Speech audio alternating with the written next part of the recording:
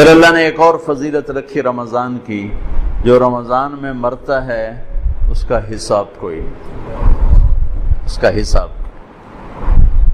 چل بھائی چھٹی کر۔ ایک آدمی کہنے لگا تو کیا رمضان کے بعد پھر شروع ہوتا ہے؟ میں نے کہا اللہ جیسا کریم شہنشاہ وہ ایسا نہیں ہے کہ ایک دفعہ معاف کر کے کہ چل ہوں دوبارہ آ جائے۔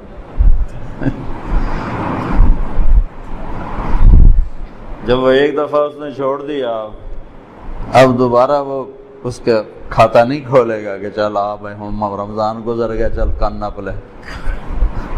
وہ جس کو رمضان میں موت دے رہا ہے وہ کوئی اس کی نیکی اس نے پسند کی ہے۔ اور نور جہاں مرحوم جب 27 رمضان کو اس کی موت آئی، میرا رب کہتا ہے میں شرک معاف نہیں کروں گا، باقی جسے چاہوں معاف کر دوں۔ میں اس کی صفائی نہیں پیش کرتا ہوں کہ وہ اس نے اچھی زندگی اچھی زندگی نہیں گزاری، لیکن میں اللہ کی رحمت کو بیان کرتا ہوں کہ جو ہم اپنے آپ کو صرف جنتی سمجھتے ہیں، باقی سارے جہنم میں صرف میں ہی جنت جامنا اور کیا نہیں جامنا۔ لوگ کہنے لو جی وہ نور جہاں رمضان میں مر گئی، 27 رمضان کو مر گئی، میں کہوں اللہ تے مقدمہ کر دے بھئی یہ تو کی تھی۔ ارے بے وقوفو، میرا اللہ کہہ رہا ہے میں شرک معاف نہیں کروں گا، باقی جسے چاہوں معاف کروں۔ شہنشاہ ہے اللہ کی قسم، اس کا معاف کرنا بھی حق ہے، اس کا پکڑنا بھی حق ہے، اس کا دینا بھی حق ہے، اس کا لینا بھی حق ہے، اس کا مارنا بھی حق ہے، اس کا جلانا بھی حق ہے، اس کا اٹھانا بھی حق ہے، اس کا گرانا بھی حق ہے، اس کی عزت دینا بھی حق ہے، ذلیل کرنا بھی حق ہے، بیمار کرنا بھی حق ہے، صحت دینا بھی حق ہے، فتح دینا بھی حق ہے، شکست دینا بھی حق ہے، بلند کرنا بھی حق ہے اور پست کرنا بھی حق ہے۔ اس کا نام بھی حق ہے، اس کی شریعت حق ہے، اس کی جنت حق ہے، اس کی وحی حق ہے، اس کا محبوب حق ہے، اس کے سوا حق ہے کہاں؟ جس کو جائے معاف۔ نور جہاں کا جرم تو تھوڑا تھا، گاتی رہی، وہ جو 100 آدمیوں کو قتل کرنے والوں کو اللہ نے کہا جا میں نے معاف کیا، بخاری شریف کی روایت، 100 آدمیوں کا قاتل کر جاؤ معاف کیا۔ تو ایک رمضان کی اللہ نے دولت یہ رکھی ہے کہ اس میں مرنے والے کی اللہ تعالیٰ قبر کا حساب کو نہیں تو اگلے حساب یہ اللہ معافی کر دے گا انشاءاللہ۔ تو بھائیو، رمضان کی تیاری میں ہے چند چیزیں جو رمضان کی رحمت کو روک لیتی ہیں۔ ایک شراب کی عادت رمضان کی رحمتوں کو روک دے گی، ایک ماں باپ کی نافرمانی رمضان کی رحمتوں کو روک دے گی، ایک رشتہ داروں سے لڑائی جھگڑے یہ رمضان کی رحمتوں کو روک دے گی، ایک دل میں نفرت پالنا کسی کی یہ رمضان کی رحمت کو روک دے گی۔ اتنا روکے گی کہ لیلۃ القدر میں ساری دنیا کے مسلمانوں کی اللہ بخشش فرماتے ہیں، لیکن اعلان کرتے ہیں شراب پینے والا معاف نہیں ہوگا جب تک توبہ نہ کرے، ماں باپ کا نافرمان معاف نہیں ہوگا جب تک توبہ نہ کرے، رشتہ داروں سے لڑنے والا معاف نہیں ہوگا جب تک ان سے صلح نہ کرے، دل میں نفرت رکھنے والا معاف نہیں ہوگا جب تک وہ اپنی نفرت کو صاف کرے، دل کو صاف نہ کرے۔ یہ رمضان کی تیاری کے لیے میں بہت تھکا ہوا تھا، لیکن شاید آج تراویح ہو یا کل ہو تو ضروری سمجھ کے بھائیو آپ سے بات کر رہا ہوں۔ اللہ مجھے بھی ہوش و سلامتی دے، میں بھی ان چیزوں میں ہمیشہ اپنے آپ کو شامل کر کے آپ سے بات کیا کرتا ہوں۔ تو جیسے حج پہ لوگ جاتے ہیں تو معافیاں مانگتے ہیں، بھائی معاف کری میں حج تے جا رہے ہیں، اس سے زیادہ ضروری ہے رمضان۔ جتنے فضائل رمضان کے ہیں اتنے حج کے نہیں ہیں، جتنے فضائل رمضان کے ہیں اتنے حج کے نہیں ہیں۔ لوگ حج پہ جانے سے پہلے معافی مانگتے ہیں، ارے میرے بھائیو رمضان آنے سے پہلے اگر میں اور آپ کسی سے لڑے ہوئے ہیں اللہ کے واسطے صلح کر لیں، خاص طور پر قریبی رشتہ ہے صلح کر لیں، خاص طور پہ والدین، بیوی ہے، بہن بھائی ہیں، رشتہ دار ہیں، صلح کر لیں۔ میرے رب کی بارگاہ میں رشتہ داروں سے حسن سلوک یہ اتنا بڑا عمل ہے کہ ایک حدیث یاد آئی کہ میں تمہیں نفل نماز، روزہ، حج سے بڑا عمل بتاؤں؟ نفلی نماز، نفلی روزہ، نفلی صدقہ، نفلی حج۔ الا انبئکم بافضل من الصلاۃ والصیام والحج، میں تمہیں نفلی روزے، نفلی نماز، نفلی حج سے بڑا عمل بتاؤں؟ کہا جی بتائیے یا رسول اللہ۔ کہا آپس میں صلح صفائی سے رہنا، آپس میں پیار محبت سے رہنا، لڑے ہوں میں صلح کرانا۔ یہ اللہ کو نفلی، کتنے لوگ ہیں مصلی نہیں چھوڑتے لیکن سلام کر کے راضی نہیں ہیں، گرمی کے روزے، جمعرات کے پیر کا روزہ بھی نہیں چھوڑتے لیکن رشتہ داروں سے لڑائیاں پالی ہوئی ہیں۔ میرے بھائیوں، میرے اللہ کو ہماری بندگی کی ضرورت کوئی نہیں ہے، وہ ہمیں اچھا انسان دیکھنا چاہتا ہے۔ اچھے انسان میں بندگی کا ایک بہت بڑا عمل ہے، اور اس سے بڑا عمل ہے لوگوں سے پیار محبت سے رہے۔ فرائض کی تو بات الگ ہے، فرائض تو فرائض ہیں، اس کو کوئی چیز نہیں پہنچ سکتی۔ نماز نہیں پڑھتا اور سب سے حسن سلوک کر رہا ہے تو یہ بھی کوئی اللہ کے ہاں پسندیدہ نہیں ہے۔ تو ایک اعتدال کی بیلنس لائف اللہ نے ہمیں بتائی ہے۔ بھائیو، رمضان کی آمد ہے تو اللہ کے واسطے ماں باپ کو راضی کر لیں، اگر زندہ ہیں۔ ناراض چلے گئے تو ان پر پڑھ کے اتنا کرو کہ ان کی خوشیاں تمہیں ان کی روحوں سے ملنا شروع ہو جائیں، اور لڑائی ہے تو صلح فرما لیں۔ میرے نبی نے فرمایا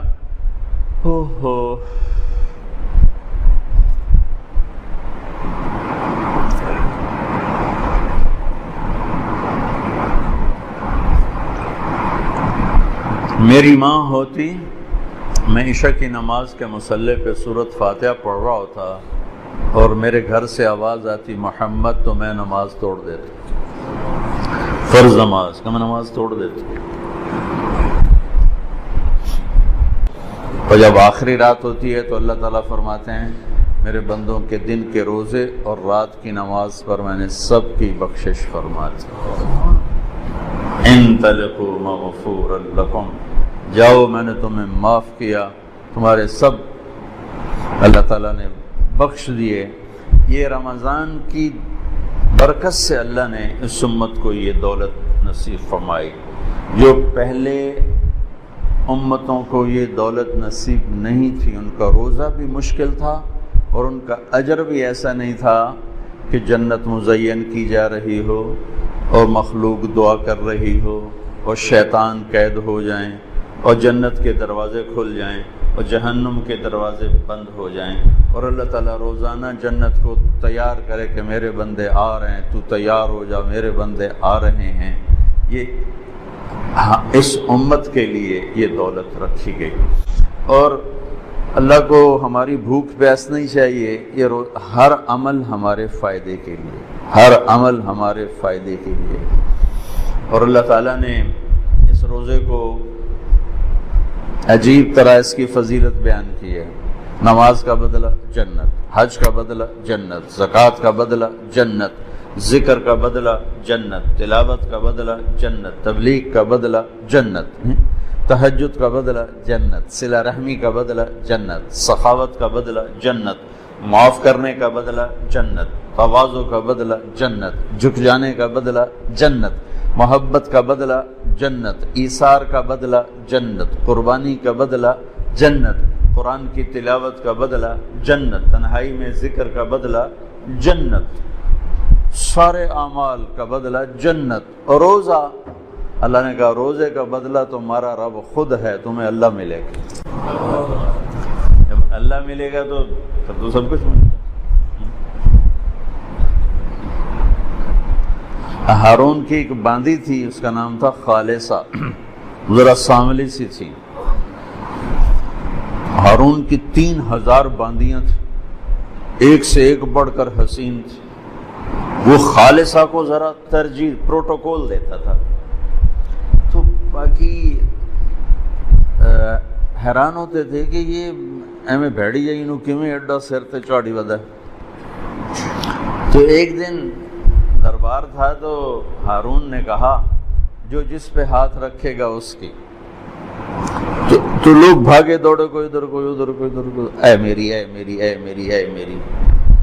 وہ خالصہ کھڑی رہی تو ہارون نے کہا تو نے کوئی نہیں پسند کیا. کہنے لگی مجھے ضمانت چاہیے، جسے پسند کروں وہ پھر میرا ہی ہو. ہاں ہاں ہم نے اعلان کر دیا ہے. تو اس نے جا کے ہارون کے کندھے پہ ہاتھ رکھ دیا. انہوں نے کہا تو لب گیا تھا ہر شے لب گئے تھے، کملے آن کوئی ایدے بجے کوئی ایدے بجے، جن تو لب ہے ہر شے لب گئی. تو میں اللہ پہ قربان جاؤں گا تو تم روزہ رکھو، میں تمہیں مل جاؤں گا، میں مل جاؤں گا. اگر اللہ مل گیا تو پیچھے کیا رہ گیا؟ ان وجدتنی وجدت کل شیء وان فتنی فاتک کل شیء وانا خیر لک من کل شیء. میرا بندہ میری طلب میں آ، میں ملوں گا تجھے سب ملے گا، میں نہ ملا کچھ نہ ملا، کچھ نہ. اللہ کو پا کے اللہ کی قسم کچھ نہیں کھویا، اور اللہ کو کھو کے اللہ کی قسم کچھ نہیں پایا. ساری دھرتی سونے چاندی کی بن جائے اور تمہارے سامنے غلام ہو کر قدموں میں آ پڑے اور اللہ تم سے دور ہو گیا تو کچھ نہیں پایا. اللہ ہمیں آزمائش سے بچائے، عافیت سے اپنا ساتھ نصیب فرمائے. مثال کی بات کر رہا ہوں، سب کچھ کھو دیا، سب کچھ کھو دیا.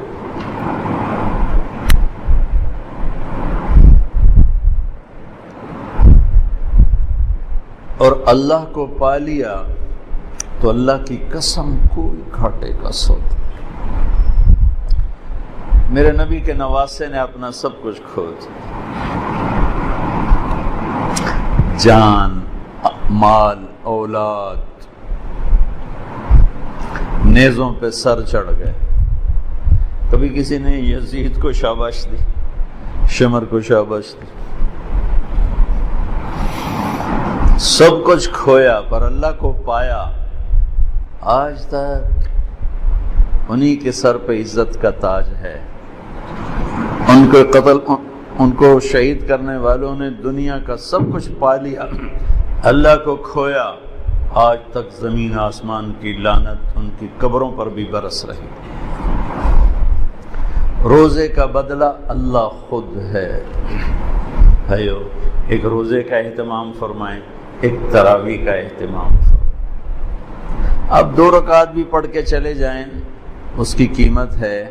لیکن یہ 1 مہینہ اپنے دنیا کے کام تھوڑے کر لیں، اپنی مشقت کو تھوڑا کر لیں، اپنے ملازموں کا کام بھی تھوڑا کر لیں، اپنے کاروبار کو ذرا سمیٹ لیں، اپنی دکانوں کے اوقات کو ذرا سمیٹ لیں. بھئی یہ مہینہ تو ہمیں اپنی آخرت کو بنانا ہے. اپنے نوکروں کو، مزدوروں کو بھی سہولت دو، اپنے آپ کو بھی سہولت دیں، اور اس میں اپنے اللہ کو منا لیں. جہنم کی آگ کو ٹھنڈا کر لیں کہ اس سے خوبصورت اور کوئی چیز